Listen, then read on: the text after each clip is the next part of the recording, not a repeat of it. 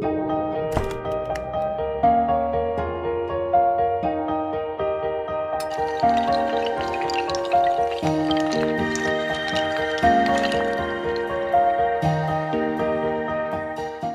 बच्चों, 100वें online classes में आपका स्वागत है। आज हम लोग कक्षा 12 के भौतिक विज्ञान के पहले चैप्टर के टॉपिक आवेश और वैद्युत बल के बारे में अध्ययन करेंगे। तो देखते हैं कि आवेश क्या होता है। तो आवेश जो होता है किसी पदार्थ का वह गुण होता है जिसके कारण उसमें वैद्युत प्रभाव और चुंबकीय प्रभाव प्रकट होते हैं। तो ये जो होता है ये उत्पन्न कब होता है? जब किसी वस्तु से इलेक्ट्रॉनों का आदान प्रदान किया जाता है तो उस पर आवेश उत्पन्न हो जाता है। तो आवेश दो प्रकार का होता है। कितने प्रकार का होता है? आवेश दो प्रकार का होता है। तो नंबर 1 धनात्मक आवेश। धनात्मक आवेश, तो धनात्मक आवेश क्या कब होता है? जैसे कोई वस्तु हमारी है, जब इससे हम इलेक्ट्रॉन क्या करेंगे? बाहर निकाल देंगे। जब किसी वस्तु से इलेक्ट्रॉन बाहर निकल जाते हैं तो इलेक्ट्रॉन क्या होते हैं? ये हमारे क्या इलेक्ट्रॉन हो रहे हैं? बाहर निकल रहे हैं। क्या हो रहे हैं? बाहर निकल रहे हैं। ठीक है, तो इस पे जो आवेश उत्पन्न होगा इस वस्तु पे क्या हो जाएगा? धनात्मक आवेश उत्पन्न होता है। कैसा उत्पन्न होता है? वस्तु पर धनात्मक आवेश उत्पन्न होता है। नंबर 2 ऋणात्मक आवेश।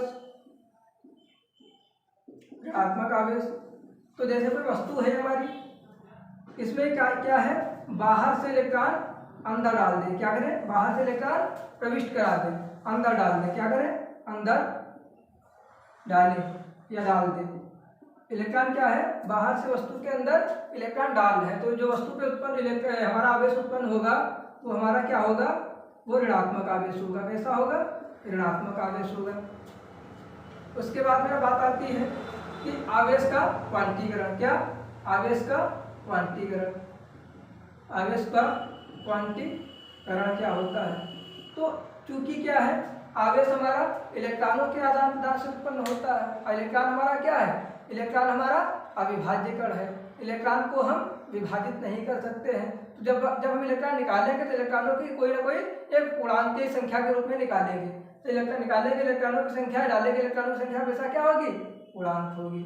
और क्या होगी? तो क्या होता है? आवेश क्या होता है? अनिश्चित रूप से विभाज्य होता है। अनिश्चित, सॉरी इसको ना लिखो, ऐसे समझ लेते हैं कि Q बराबर NE, जहाँ N क्या है? जहाँ N बराबर 0, 1, 2, 3, 4, 5। ठीक है, ये क्या है? इलेक्ट्रॉनों की संख्या है। ये हमारी क्या होती है? हमेशा पूर्णांकीय होती है। इलेक्ट्रॉन कभी हम 3.5 इलेक्ट्रॉन नहीं निकाल सकते हैं, इसलिए क्या है? N का मान कभी भी हम फ्रैक्शन नहीं ले सकते हैं।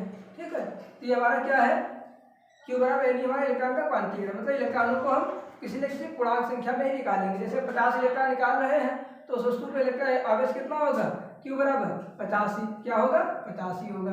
जितने इलेक्ट्रॉन निकालेंगे उतने ही इलेक्ट्रॉन के आवेश को उतने से ही गुणा कर दो हमारा। ठीक है, उसके बाद में किसी वस्तु पर एक इलेक्ट्रॉन के आवेश से एक इलेक्ट्रॉन का जो आवेश होता है उससे कम आवेश नहीं हो सकता है। तो यह आवेश की वह न्यूनतम मात्रा, आवेश की वह न्यूनतम मात्रा जो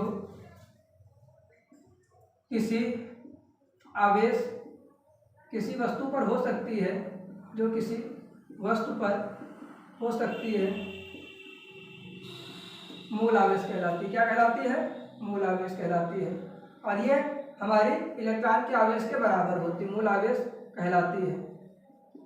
क्या है? मूल आवेश कहलाती है। यह इलेक्ट्रॉन के आवेश के बराबर होती है।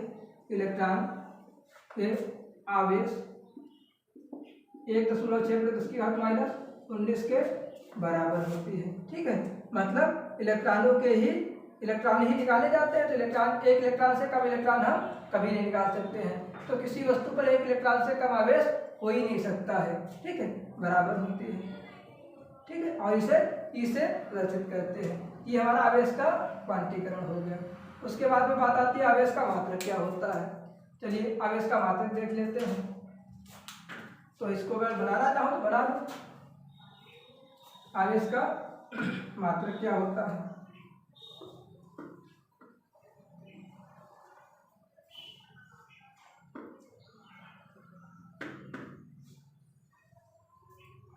आवेश का मात्रक क्या होता है? तो आवेश का मात्रक जो होता है वो हमारा कूलाम होता है। क्या होता है? कूलाम होता है। ठीक है। इसका एक अन्य मात्रक भी होता है जिसे हम फैराडे कहते हैं। क्या? फैराडे। और एक फैराडे बराबर जो होता है तो कितना होता है? 996,500 कूलाम होता है। ठीक है।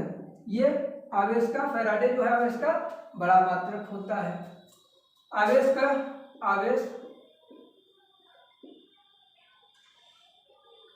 विमीय सूत्र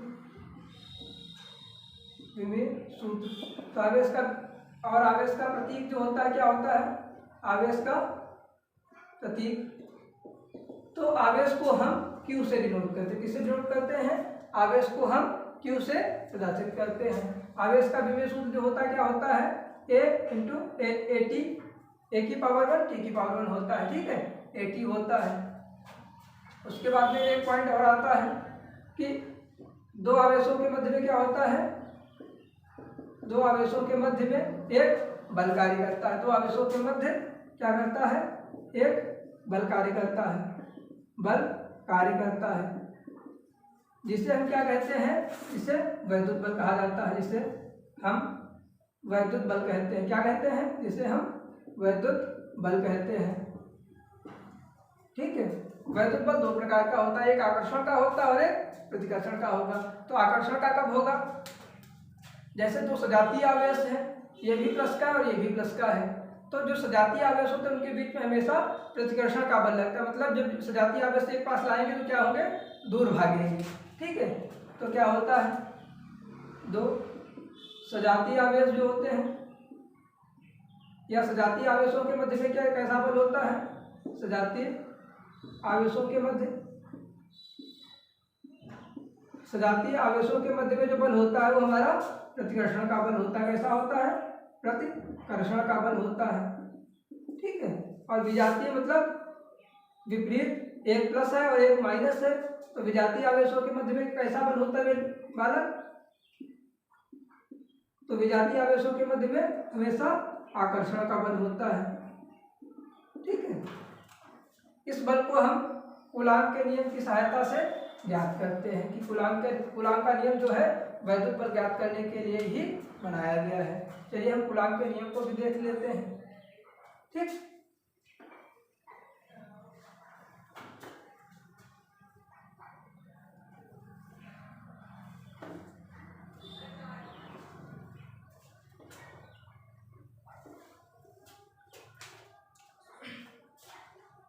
कूलाम का नियम।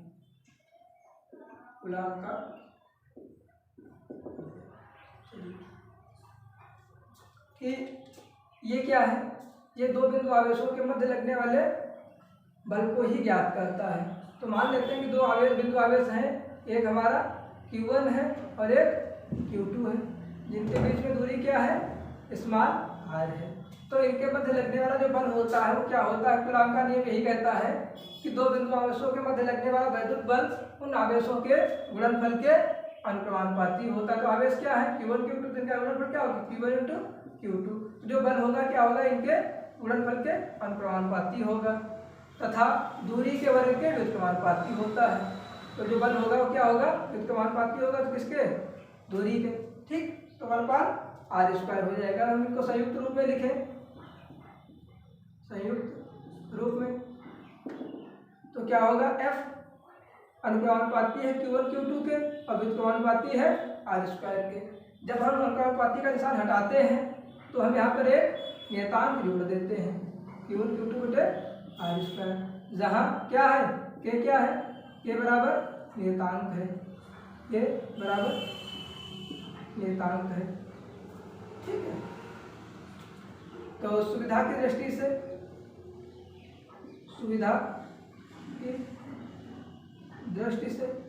K का मान जो है 1/4πε0 रख दिया जाता है। इसका जो मान होता है वो कितना होता है? 10⁹ 9 × 10⁹ 9 न्यूटन मीटर स्क्वायर पर कूलाम स्क्वायर होता है। ठीक है, ये हमारा कूलाम का नियम हो गया। इसके बाद में बात आती है कि अगर ये तो हमारा क्या है, यहाँ पे लिख लो, जहाँ एप्सिलॉन 0 बराबर वायु अथवा निर्वात की वैद्युतशीलता है। क्या है? वैद्युतशीलता है। अब यदि आवेश वायु अथवा निर्वात में नहीं रखे हैं, यदि आवेश किसी माध्यम में रखे हैं, किसी माध्यम में रखे हैं, क्या है? अब ये आवेश किसी माध्यम में रखे हैं जिसकी वैद्युतशीलता क्या है? माध्यम की जिसकी वैद्युतशीलता एप्सिलॉन m है। तब Fm क्या हो जाएगा? तो एप्सिलॉन 0 की जगह पे यहाँ पे लिख लेते हैं, ये मान लिख के, तो F बराबर क्या हो जाएगा? 1/4 पाई एप्सिलॉन 0 Q1 Q2 बटे R स्क्वायर। ठीक है, तो जब हम किसी माध्यम में रखते हैं आवेशों को जिसकी वैद्युतशीलता क्या एप्सिलॉन m है, तो एप्सिलॉन 0 की जगह पे क्या पड़ जाएगी? माध्यम की वैद्युतशीलता पड़ जाएगी। तो 1/4 का एप्सिलॉन m Q1 Q2 बटे R स्क्वायर। ठीक है, अब हम क्या करते हैं, अब हम वायु के सापेक्ष माध्यम की वैद्युतशीलता निकाल लेते हैं। तो वायु के सापेक्ष माध्यम की वैद्युतशीलता कैसे निकालते हैं? तो हम F बटे Fm कर देते हैं, तो क्या हो जाएगा? तो 1/4 पाई एप्सिलॉन 0 Q1 Q2 बटे R स्क्वायर। तो 1/4 pi epsilon m Q1 Q2 बटे R स्क्वायर। ये हमारा कट जाएगा पूरा, ये इससे कट जाएगा और ये सबसे नीचे वाला ऊपर चला जाएगा। मतलब ऐसा होता है कि सबसे नीचे वाली की ऊपर गुणा होती है, नीचे वाले और बीच वालों की यहाँ पे गुणा हो जाती है। तो F/Fm बराबर एप्सिलॉन m बटे एप्सिलॉन 0। इसको हम, ये अनुपात है, इसको हम K बोल देते हैं। ये क्या है? ये वायु के सापेक्ष माध्यम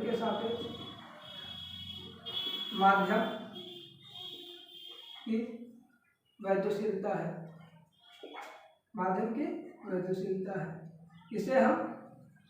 इसे माध्यम का परावैद्युतांक भी बोला जाता है, माध्यम का परावैद्युतांक कहते हैं।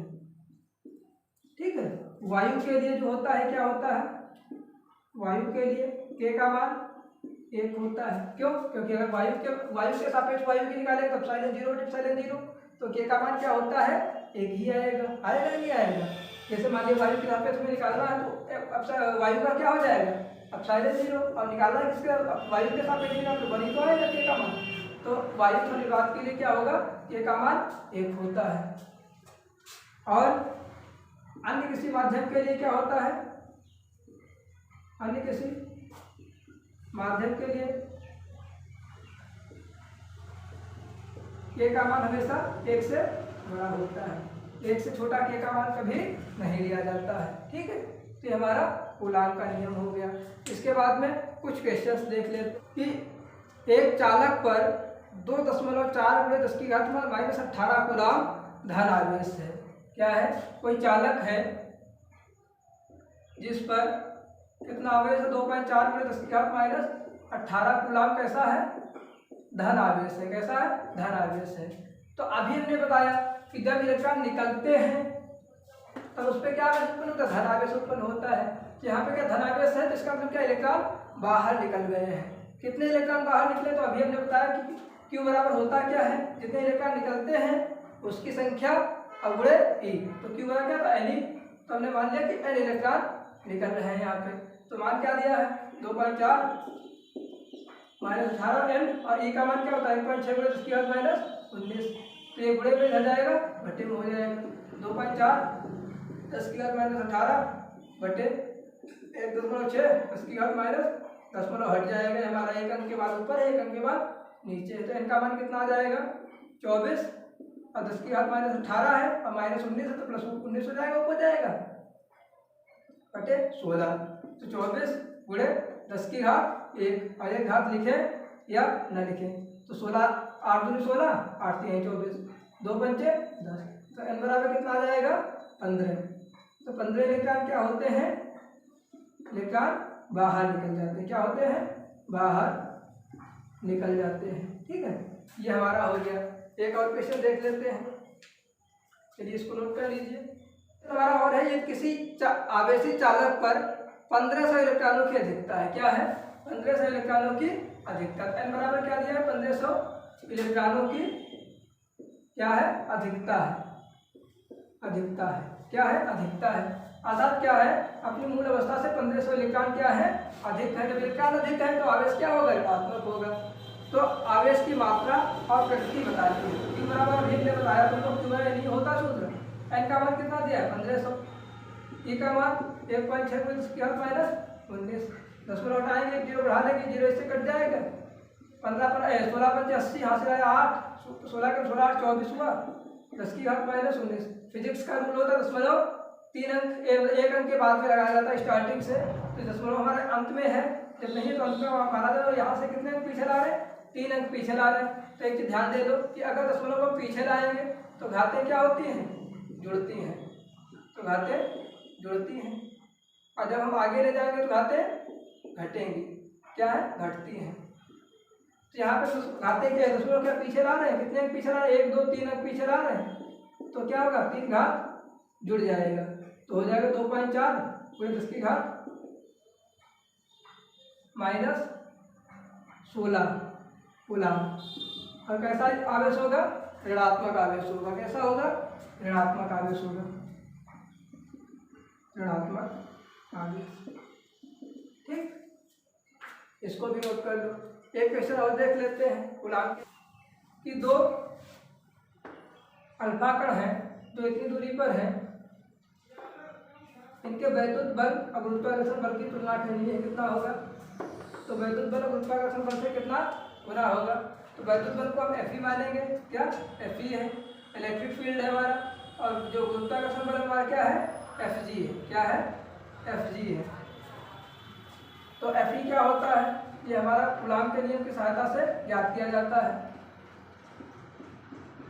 और जो Fg है वो हमारा गुरुत्वाकर्षण का नियम न्यूटन का, उससे ज्ञात किया जाए G m1 m2/r²। r² cancel out कर दे, मान रखते हैं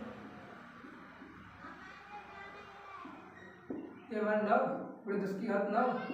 Q1 कितना 3.2 पूरे 10 की घात माइनस 19, 3.2 पूरे 10 की घात माइनस 19 अपान G का मान क्या होता है, G का मान हमारा जो है वो 6.7 पूरे 10 की घात माइनस 11 गुणे m1 का मान, m1 मतलब अल्फा कण का द्रव्यमान। तो अल्फा कण का द्रव्यमान 6.6 पूरे 10 की घात माइनस 27, और दूसरा भी अल्फा ही कण 6.6 पूरे 10 की घात माइनस 27। जब इसकी गुणा भाग करेंगे हम तो Fe बराबर Fg हमारा कितना आएगा, ये लगभग ये जो आएगा ये हमारा 3.158 पूरे 10 की घात 35 ये आएगा। तो इसका मतलब क्या है कि Fe बराबर 3.158 10 की घात 35 Fg। तो कितने गुना हो जाएगा, जो वैद्युत बल होता है वो लगभग 10 की घात 35 गुना हमारा होता है अल्फा कण के लिए। एक क्वेश्चन और देख लेते हैं, 14 नंबर का। 2 धनावेश जो कि परस्पर 0.1 मीटर की दूरी पर हैं, एक दूसरे को 18 न्यूटन के बल से प्रतिघर्षण कर रहे। 2 धनावेश हैं, हमारा ये है और दूसरा ये है, इनके बीच की दूरी कितनी है 0.1 मीटर, और इनके बीच में बल लग रहा है कितना 18 न्यूटन का बल लग रहा है। कितना लग रहा है, 18 न्यूटन का बल लग रहा है। दोनों आवेशों का योग जो है ये हमारा Q1 है और ये Q2 है। इनका योग जो दिया है Q1 + Q2 दिया है हमारा 9 माइक्रोकूलम दिया हुआ है। तो उनके अलग अलग मान ज्ञात करने, Q1 Q2 का मान ज्ञात करना है हमारा। तो हम किस तरीके से ज्ञात करेंगे, देखते हैं।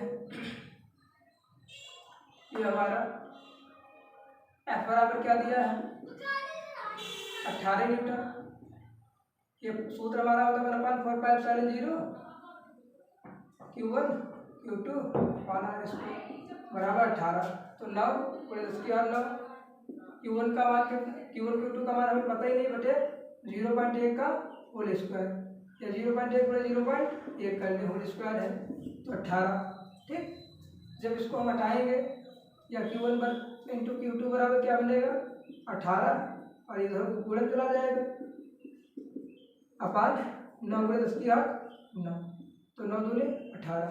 दशमलव हटाएंगे, एक जीरो बढ़ाएंगे, ये हटाएंगे एक जीरो बढ़ाएंगे, तो Q1 इंटू Q2 बराबर 2 गुणे 1 बटे 10 की घात 9 और 2 11, तो Q1 इंटू Q2 बराबर 2 गुणे 10 की घात 11। ठीक है, ये हमारा समीकरण 1 बना लो। ठीक है, आगे बात आती है हमारी, तो Q1 प्लस Q2 दिया, Q1 इंटू Q2 दिया, तो Q1 माइनस Q2 निकाल सकते हैं। किस सूत्र से निकाल लेंगे, ये हमारा होता है Q1 प्लस Q2 का होल स्क्वायर और माइनस 4Q1 इंटू Q2।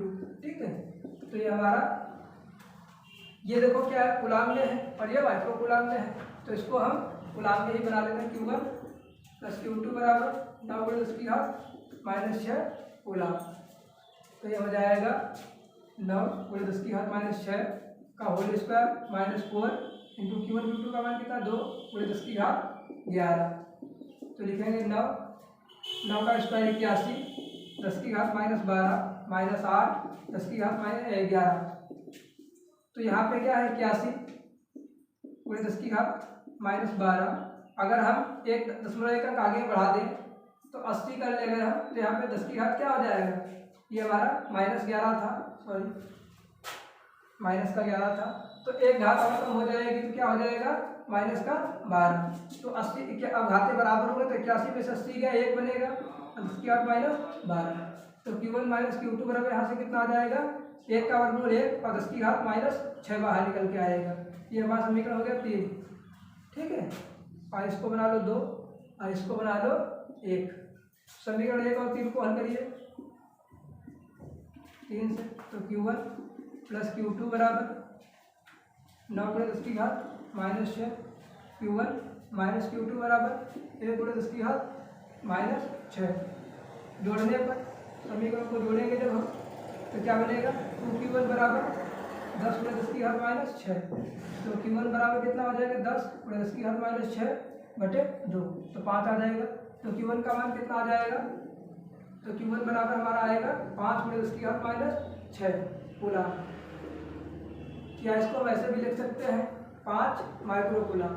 जब Q1 का मान 5 माइक्रो कूलाम है तो Q2 का मान कितना हो जाएगा, Q1 प्लस Q2 बराबर 9 माइक्रो कूलाम दिया था, तो Q1 का मान हमारा 5 माइक्रो कूलाम हो गया,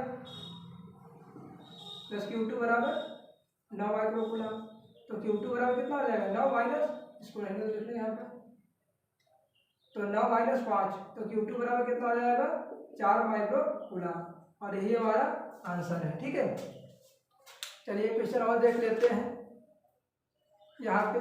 चलिए तो अगला क्वेश्चन है कि 2 चित्र बने हुए हैं, कह रहा है कि ये जो है तीनों समान रूप से आवेशित हैं। ABC क्या है, 3 बिंदु हैं जो समान रूप से आवेशित हैं, इनके बीच की दूरी 0.15 मीटर, इनके बीच की दूरी 0.01 मीटर है, और कह रहा है FAB जो है ये द्वारा B पर इतना बल लगाया जा रहा है 2 गुणे 10 की घात -6 न्यूटन लगाया जा रहा है बल, तो क्या जो C होगा वो B पर कितना बल लगाएगा, और उसके बाद में सेकंड में निकालना है कि B पर नेट बल कितना लगेगा। तो चलिए देखते हैं कि सोल्यूशन इसका क्या होगा।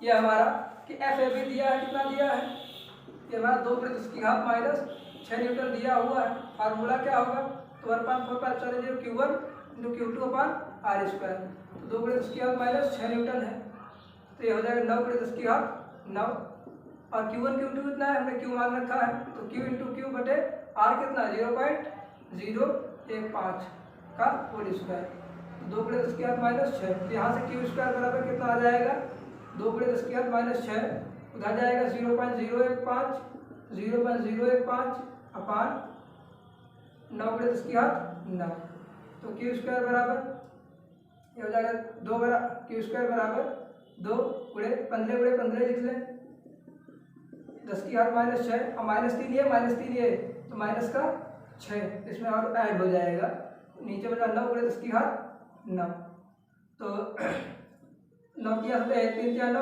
3 5 15, 3 5 15, तो हो जाएगा 2 5 10 5 50 गुणे 10 की घात -12 और माइनस का 9, तो हो जाएगा 50 गुणे 10 की घात -21।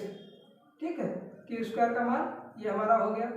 इसके बाद में बात आती है, चलिए पहले इसी को लगा लेते हैं थोड़ा। क्या है कि क्यू स्क्वायर पता होगा तो हम एफ बी सी निकालते हैं, एफ सी बी कितना होगा, तो एफ सी बी कितना होगा 1/4πε0। चलिए इसको बाद में देख लेते हैं, पहले इसी को देख लेते हैं, इस क्वेश्चन को बाद में देख लेंगे। जो इसका जो सेकंड वाला पार्ट है क्या है कि एफ सी बी हमारा क्या होगा 1/4πε0 Q1 × Q2 upon R square.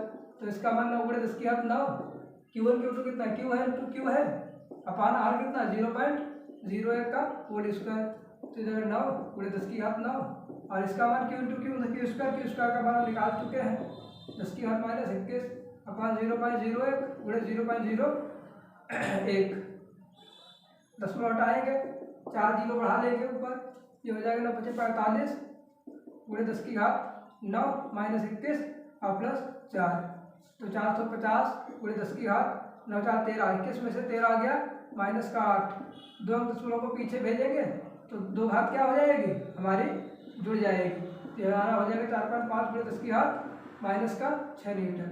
यही हमारा सी द्वारा बी पर बल आरोपित होगा। इसके बाद में बी पर नेट बल देख लेते हैं, तो बी पर नेट बल कितना होगा, तो बी पर नेट बल हमारा जो कितना हो जाएगा F बराबर, अब देखो ये दोनों क्या सजातीय आवेश हैं, सजातीय आवेश तो प्रतिकर्षण का बल होगा ये इधर को लगेगा और जो एफ सी बी होगा किधर को लगेगा, ये हमारा इधर को लगेगा, तो दोनों एक दूसरे से क्या विपरीत है दिशाएं, तो जो नेट बल होगा वो क्या घट जाएगा, तो कौन है, तो ये हमारा देखा जाए ये कितना 2 × 10 की घात -6 है और ये कितना है हमारा 4.5, तो बड़ा कौन है एफ सी बी बड़ा है, तो एफ सी बी में से एफ बी सी घट जाएगा, तो एफ ए बी घटा दो इसमें से, तो ये कितना 4.5 गुणे 10 की घात -6 और -2 गुणे 10 की घात -6, तो 4.5 में से 2 जाएगा, घाते तो बराबर है, तो 2.5 गुणे 10 की घात -6 न्यूटन, यही हमारा बी पर नेट बल आ जाएगा। चलिए इसके बाद में इसको नोट कर लीजिए, सेकंड वाला जो इसका है क्वेश्चन वो कह रहा है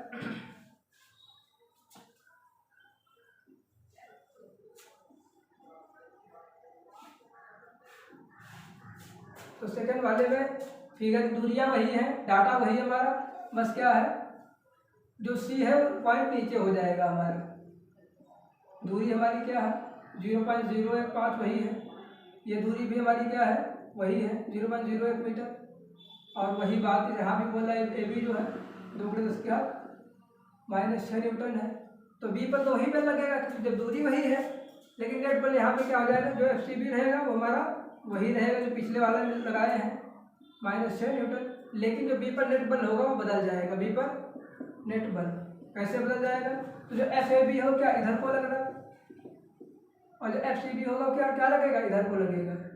अब क्या है दोनों बलों के बीच में एक एंगल बन गया, जब एंगल बन गया तो इसको वेक्टर के फॉर्म में कन्वर्ट करेंगे, जो एफ बल होता है वो नेट बल हो जाएगा, क्या हो जाएगा हमारा दो वेक्टरों का, अगर दो वेक्टर ए और बी हैं उनके बीच में एंगल थीटा है तो उनका जो परिणामी होता है क्या होता है इस सूत्र से निकाला जाता है √a² + b² और +2ab cos थीटा। तो यहाँ पे क्या है, यहाँ पे दो वेक्टर ही हो गए, एक एफ ए बी एक एफ सी बी, तो F A B + F C B का होल स्क्वायर और +2 F A B into F C B into cos 90, इनके बीच में एंगल कितना होगा 90 होगा, तो ये हमारा हो जाएगा एफ ए बी कितना है 2 × 10 की घात -6 का होल स्क्वायर, ये हमारा 4.5 × 10 की घात -6 का होल स्क्वायर, और वो हमारा 0 हो जाएगा क्योंकि cos 90 का मान 0 होता है, तो हमारा हो जाएगा 400 इसकी -12 और ये हमारा हो जाएगा 2025 10 की घात -12 जोड़ेंगे तो कितना हो जाएगा, तो 420.25 × 10 की घात -12 और इसका वर्गमूल जो हमारा आएगा वो कितना आएगा, तो इसका वर्गमूल निकाल लेते हैं, कितना आएगा, तो 420 वर्गमूल निकालना आता ही होगा, 5 2 5, तो 2 दूना 4,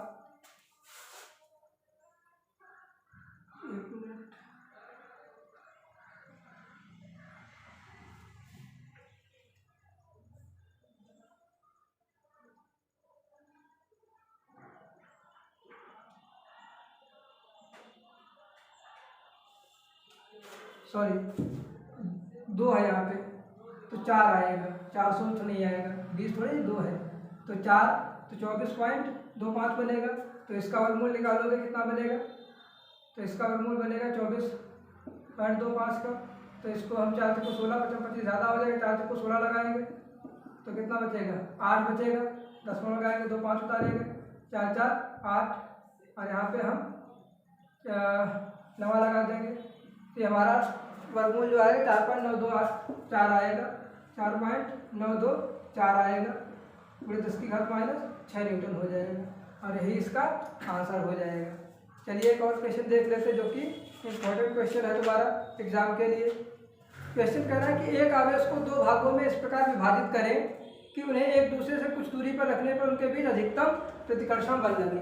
तो एक आवेश है हमारा, तो क्या है, एक आवेश है हमारा कोई, हमने मान लिया क्यू आवेश है हमारे पास, क्या है, क्यू आवेश है, तो इसको 2 भागों में बांट दें। 2 भागों में किस तरीके से बांटेंगे, तो एक मान लेते हैं हमारा x है, तो दूसरा भाग मान लेते हैं q - x है, तो इनको कुछ दूरी पे रखें, मान लेते हैं r दूरी पर रख रहे हैं, तो यहाँ पे x रखेंगे, यहाँ पे q - x रखेंगे, तो इनके बीच में लगने वाला बल जो है क्या हो, अधिकतम हो। तो इनके बीच बल लगेगा कितना है, बराबर 1/4πε0 q1 q2 अपान r²। तो F बराबर क्या हो जाएगा, 1/4πε0, और q1 कितना है, x, इंटू q2 कितना, q - x अपान r²। अब यहाँ पे हम अधिकतम बल निकालने के क्या करते हैं, अवकलन वाले सूत्र पे पहुँच जाते हैं। अवकलन में अधिकतम बल के लिए, तो अधिकतम बल के लिए क्या है कि x के सापेक्ष इसका अवकलन क्या होना चाहिए, dF/dx क्या होना चाहिए, 0 होना चाहिए। तो dF/dx निकालते हैं पहले, तो dF/dx कितना होगा, x के सापेक्ष अवकलन कर दो, तो इसको हम गुणा करेंगे 1/4πε0, तो qx - x² बटे r²। तो ये हमारा 1/4πε0, r² अलग हो जाएगा क्योंकि गुणांक हो जाएगा, इसका अवकलन q इंटू x का अवकलन 1 - x² का 2x, ये हमारा बनेगा dF/dx बराबर q, सॉरी इसको 1/4πε0 अलग लिख लेते हैं, q - 2x अलग बटे r²। तो क्या करेंगे, dF/dx बराबर हमने क्या लिखा था, 0 है अधिकतम उसके लिए, अधिकतम बल के लिए, तो बराबर 0 कर देंगे, तो क्या बनेगा 1/4πε0 q - 2x अपान r² बराबर 0। ये सब उधर भेजोगे तो ये बजाएगा, उधर 0 हो जाएगा, ये भी उधर 0 गुणे में चला जाएगा, तो 0 हो जाएगा, तो माइनस का 2x बराबर q माइनस का, तो माइनस कैंसिल आउट कर दो, तो x बराबर क्या बनेगा, q/2। तो एक q/2 होगा और दूसरा भी क्या होगा, q/2 ही होगा। तब क्या हो जाएगा, भाग q/2 तथा q/2 ही भाग बनेंगे दोनों, ठीक है। और ये हमारा